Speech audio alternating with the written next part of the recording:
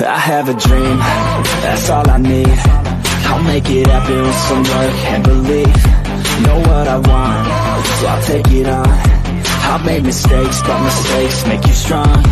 Let's break it down for a minute. I want the crown, I'm gon' get it. You hear me loud, man, I'm winning. Yeah, Charlie Sheen will be grinning. These ladies know that I'm sinning, and this is just the beginning. I'm closing in the night inning. There ain't no point in resisting. Living life like a dream, big it right, that's the theme. Every night got a team, I've been tied to the scene. Out on stage, hear them scream, okay, it's a dream. And I pray as a team, one day it'll be me. If I want it, then I get it. Head down, don't regret it. Push myself to the limit. If I play it, then I win it. I'm just saying, I'm just living for today. For a minute, I don't stay, I just visit. Have no shame, I admit it. To see if I succeed, to see if I believe. They're looking up to me.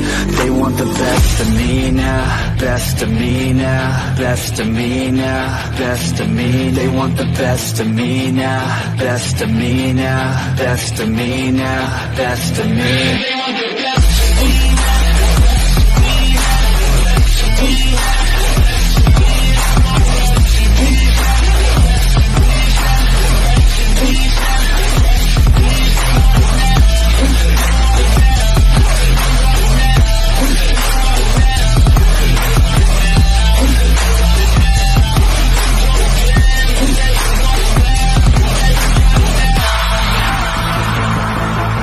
Swear to God, man, I'ma make it soon. Silence all the haters as they see us making moves. I do what I want, so I got nothing to prove. Staying motivated, teaching others what to do. I'm staying focused, my mind is open. They start to notice that I'm in motion. There is no potion, you're not just chosen. It takes devotion to stay composed, man. Never stop, never stop, there ain't no time to fall. Try to live, get it up, you got one life to pop. Thinking big, never small, cause you gotta want it all. When you finally get that call, you get ready, take it on. Need a hand out, I already stand out. Starting to advance now, ready to expand now. You don't have a chance now, cause we're in demand now. Make it 5 grand now, feeling in command now. They're looking right at me to see if I succeed, to see if I believe. They're looking up to me. They want the best of me now, best of me now, best of me now, best of me. They want the best of me now, best of me now, best of me now, best of me. They want the best of me.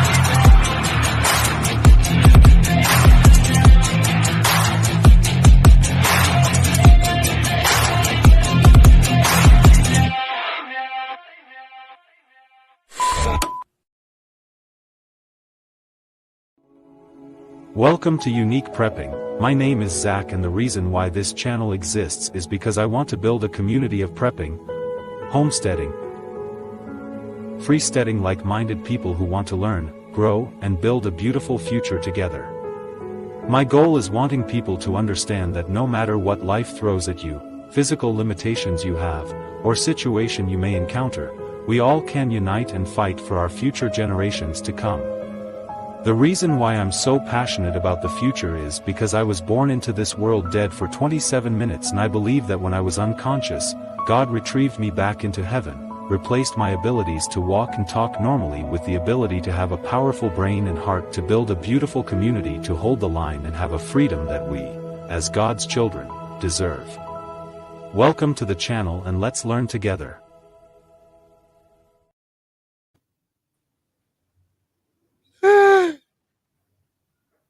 Hello, Zach. Thank you for inviting me on.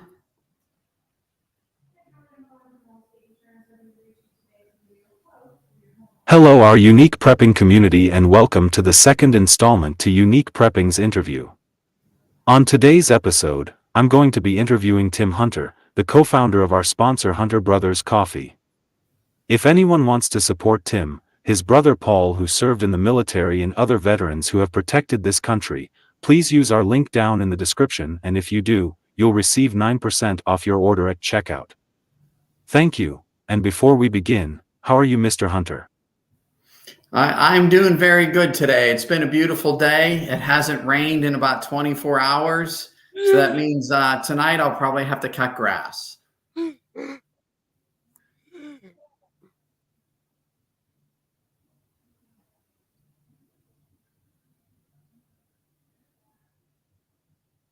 That's good, and I'm good today. Thank you for joining me on this discussion about preparing for unity in challenging times. In an era of increasing uncertainty and social division, the need for community solidarity has never been more crucial. Preparing for unity in challenging times involves fostering connections, building resilience, and creating networks of mutual support that can withstand external pressures. This process begins with open communication and finding common ground among diverse groups. It requires acknowledging shared vulnerabilities while also recognizing the unique strengths each individual brings to the collective. By focusing on shared values and goals, communities can lay the groundwork for cooperation even in the face of adversity. Effective preparation also involves developing practical skills, establishing local resource networks, and creating systems for collective decision. These efforts can help communities become more self-reliant and adaptable to change, reducing dependence on external systems that may falter during crises. Ultimately, preparing for unity is about cultivating a mindset of collaboration and shared responsibility. It's about building trust, empathy, and mutual understanding that can serve as a foundation for collective action when challenges arise. With this said, thank you, community, for joining us today. Please like, subscribe, share, and comment this stream. It helps our community keep growing. Do you have anything else to add before we start? Well, I want to thank you again for inviting me on here. And it's one of those items where I know that I have a personal fear of public speaking. So you're getting me to step outside of my comfort zone in order to do something like this. So thank you.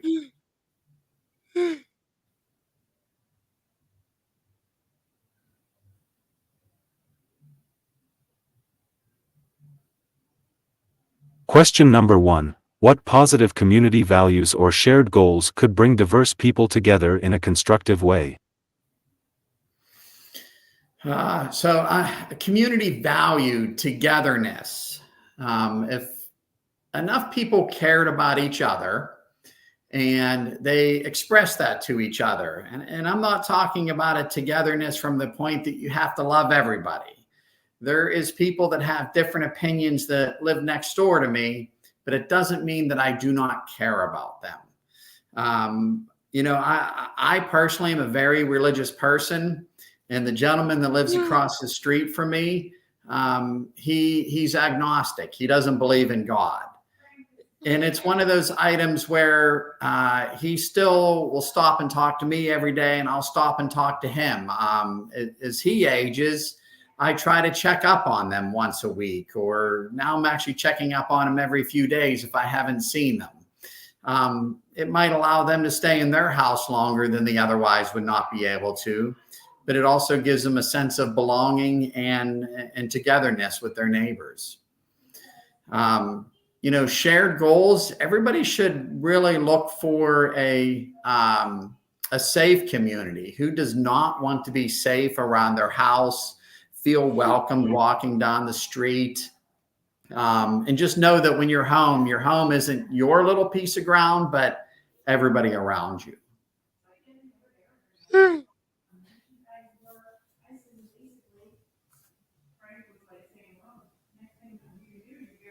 Communities can unite around fundamental values like compassion, respect, and mutual support. The shared desire for safety and security often transcends social divides. Economic prosperity and opportunities for all members can rally diverse groups. Environmental stewardship and sustainability resonate with many across cultural lines. Yes. Education and personal growth are universal aspirations that can unite people.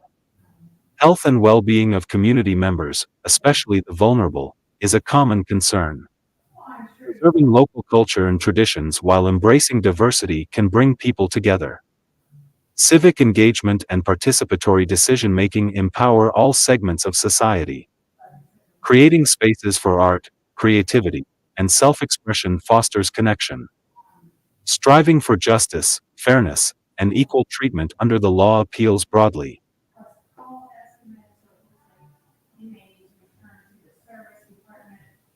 Building resilience and emergency preparedness benefits everyone. Promoting volunteerism and community service creates bonds between diverse individuals.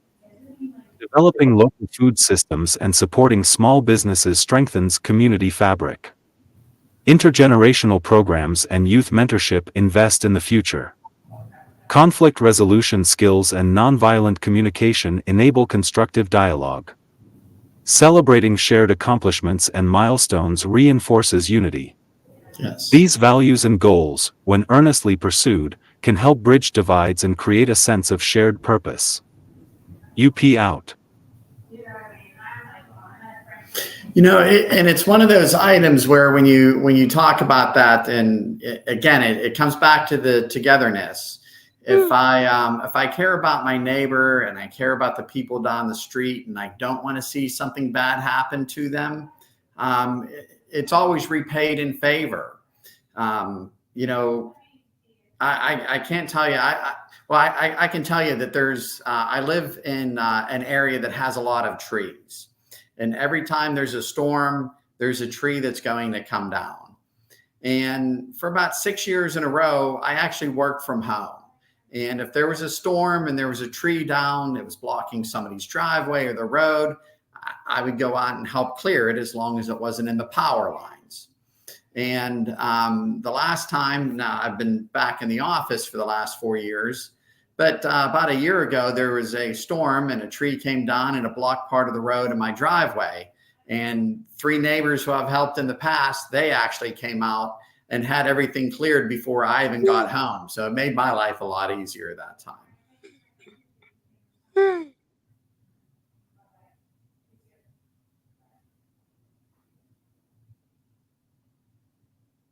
Question number 2. How might local communities strengthen democratic participation and civic engagement to address concerns about government? So this is a tricky one. And I think it's tricky because a lot of people out there do not take notice of what's going on around them until it becomes a real big issue. I truly believe that if the local governments would try to invite more people out, but then the people have to respond and come and go understand what is going on.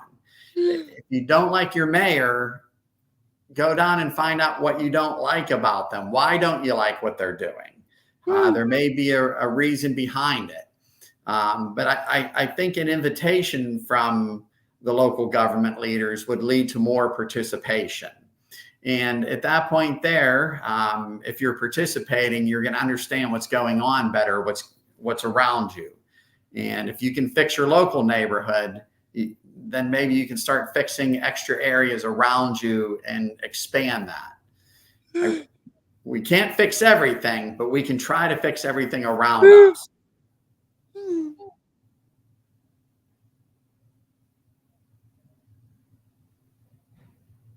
Local communities can strengthen democratic participation and civic engagement through various strategies. Regular town hall meetings provide forums for open dialogue between residents and local officials. Participatory budgeting initiatives allow citizens direct input on allocating public funds. Youth councils engage younger generations in civic processes. Community-based organizations can facilitate grassroots involvement in local issues. Digital platforms enable wider access to government information and services. Civic education programs in schools and community centers build knowledge of democratic processes. Neighborhood associations foster community-level problem solving. Volunteer opportunities in local government offices give citizens hands-on experience. Transparency measures, such as open data portals, increase government accountability. And it's funny when Citizen you say, advisory boards provide direct channels for public input on specific issues. Mail-in voting and extended polling hours can increase electoral participation. Community journalism projects keep residents informed about local affairs. yes. Public art initiatives and cultural events can spark civic pride and engagement. Collaborative urban planning involves residents in shaping their community's future. These approaches empower citizens, build trust in local institutions, and create more responsive governance structures. UP out. And it's funny when you say holding people accountable and reviewing it, people typically don't do that until it's too late.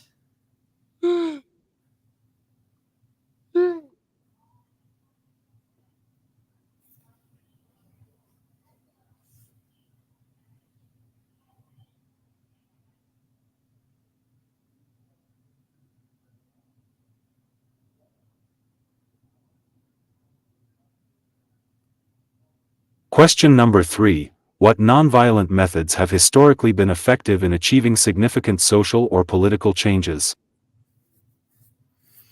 Nonviolent methods, and I want you to understand, I'm not old enough to have experienced the nonviolent methods that I'm going to refer to, but when they'd have sit-in protests or marches back in the 70s, I almost wish they could get back to that. There's different people that don't want that to happen and will try to cause problems around it. But today, my vote's with my dollar, and I vote on what I'm going to do. So if there's a program that is promoting something that I do not believe in, then I will not watch it. If there's stores that are not promoting my core values, I might be less likely to be there to spend my money there. And as a small business owner, I try to support the small business owners around me. So that's where I'm going to be starting.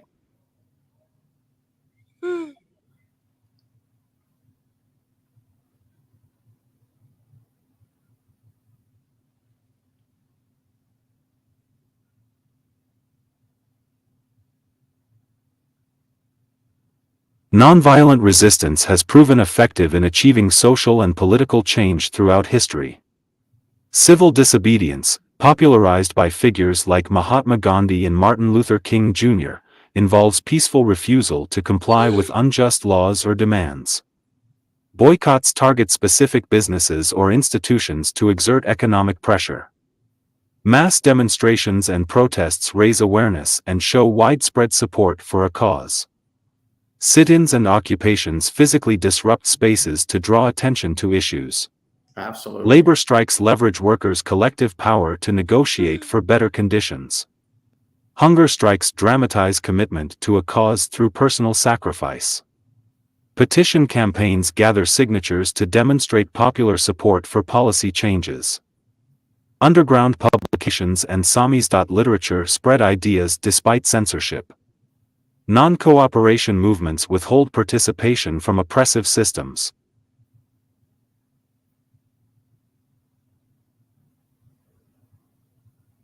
Alternative institutions create parallel structures to meet community needs outside existing systems. Strategic litigation uses the legal system to challenge unjust laws. International pressure campaigns leverage global attention and diplomatic influence. Education and consciousness raising spread awareness of issues and possible solutions. Nonviolent resistance often combines multiple methods to build momentum for change while maintaining moral high ground. UP out. Yeah, it's one of those items where if the silent majority can be the majority and use their influence, they can be used for good, and that's the goal.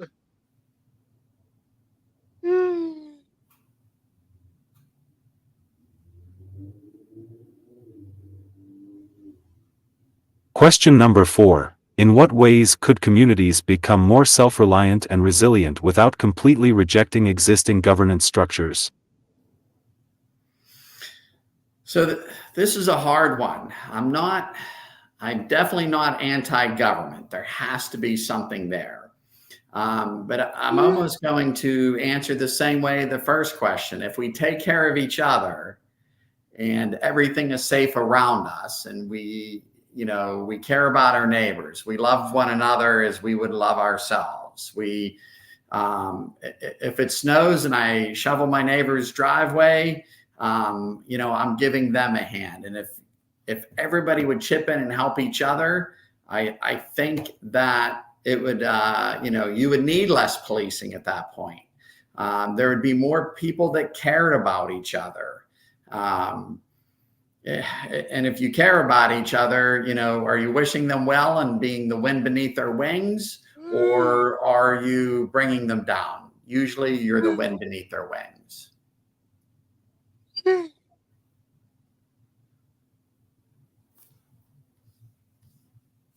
Communities can foster self-reliance and resilience through various local initiatives. Developing robust neighborhood support networks enables residents to assist each other during emergencies or challenging times.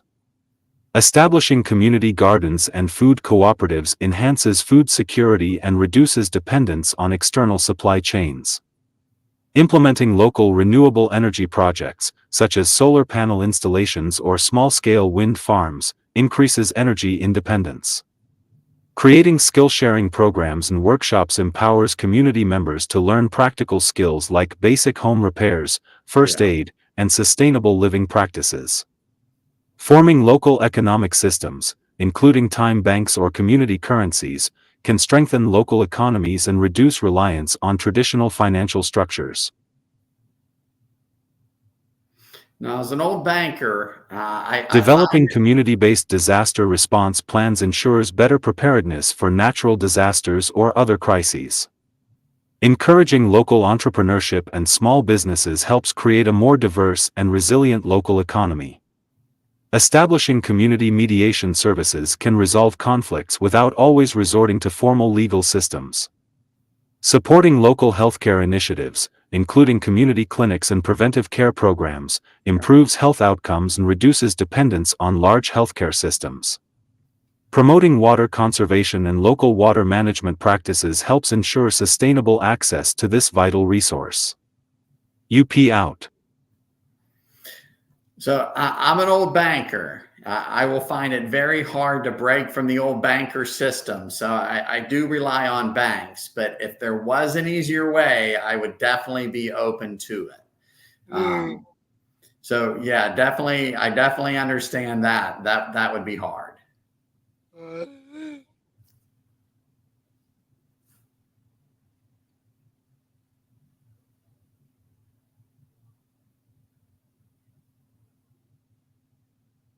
Question number 5. How might education and improved communication help bridge divides and create more unity around community needs and aspirations? So I'm going to say, I don't know if education would make anything better, but communication, I believe, is the really, it opens up the doors. And I taught religious education in church for about 12 years straight. And anytime I was talking to one of the kids, and if the kids were saying they were depressed, I would often say, listen, it's a beautiful day. At the end of class today, when you get home, sit at the end of your driveway and talk to anybody who is walking down the street that has a dog. Get to know their dog's name. Usually after that, they would get to know more people, and they would find out that people were walking by just to meet the girl that wanted to talk to everybody that had a dog out there that day. But communication makes you find out you're not alone. Again, I'm a religious person, and a lot of people will come out and say, we feel that you're judgmental because, you go to church all the time and you're always there. But at the same time, I believe that we're all made in the image of God. So who am I to be the first person to cast the stone? I definitely should not. And once people get to know me, they realize that we normally have more in common than we don't have in common.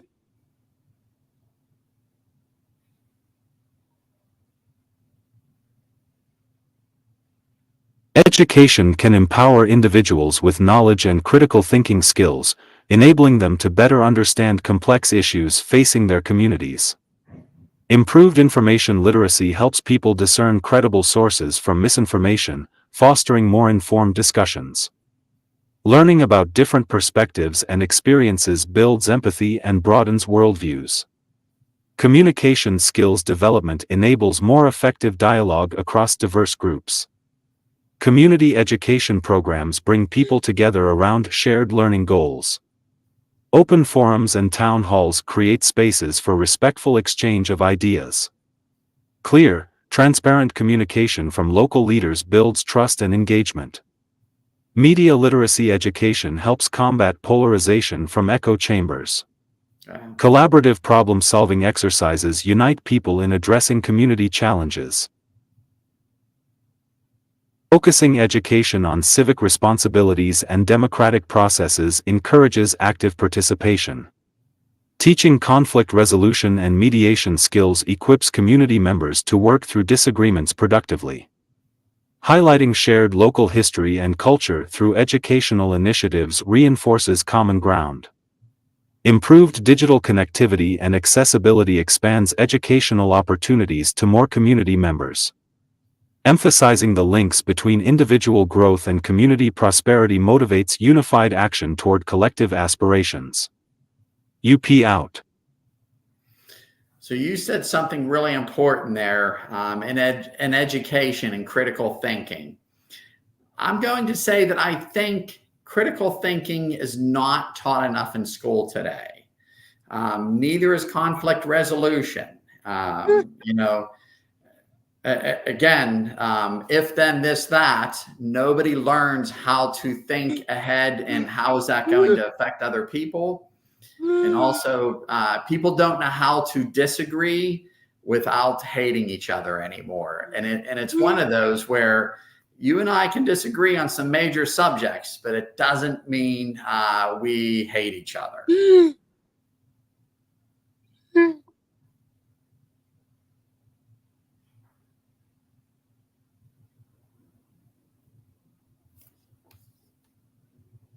Any final thoughts on today's topic, Mr. Hunter? Well, one, Zach, I wanted to thank you for inviting me on. Again, you have me outside of my comfort zone doing this. And I do applaud you for doing this all the time and growing your community. So thank you very much. Final thoughts. I think that if more people really got to know the people around them, they would find that we are all more alike than we are not alike. So get to know your neighbor, find out when their wedding anniversaries or birthdays are. And just those little things go a long way.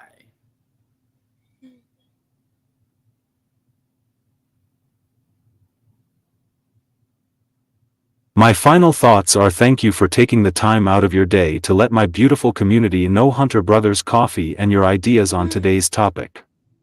Preparing for unity in challenging times demands unwavering commitment and continuous effort. Communities must cultivate resilience, adaptability, and mutual understanding. Open dialogue forms the bedrock of cohesion, bridging divides and fostering empathy. Shared goals provide direction. Collective action builds momentum. Skills development empowers individuals to contribute meaningfully. Resource sharing strengthens communal bonds. Decentralized decision-making ensures diverse voices are heard. Trust becomes the currency of unity, earned through transparency and consistent support. Education plays a pivotal role, equipping members with critical thinking tools to navigate complexity.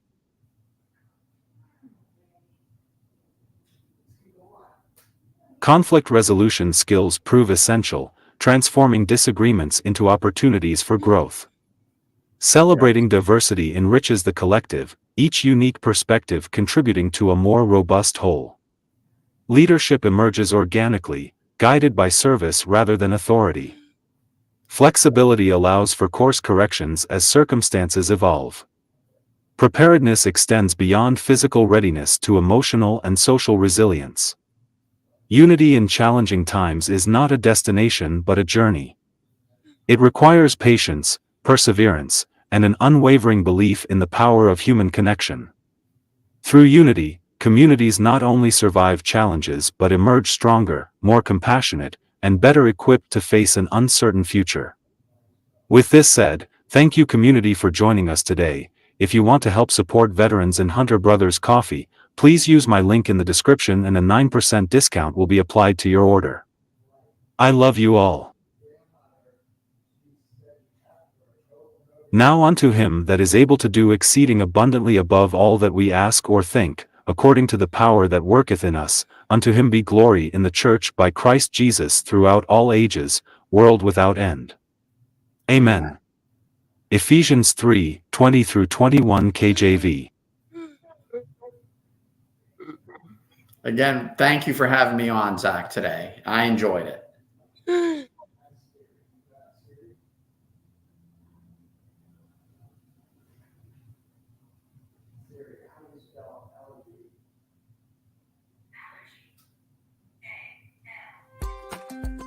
Hey community, Unique Prepping has partnered up with Hunter Brothers Coffee.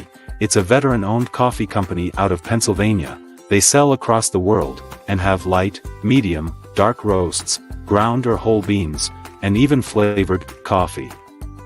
If you like to order coffee, use my link in the description of this video or go to my LinkTree. At checkout you'll get a 9% discount. Order you some coffee and help support veterans in need and help get service dogs as well. Thank you and let's help our veterans since they helped keep our country safe.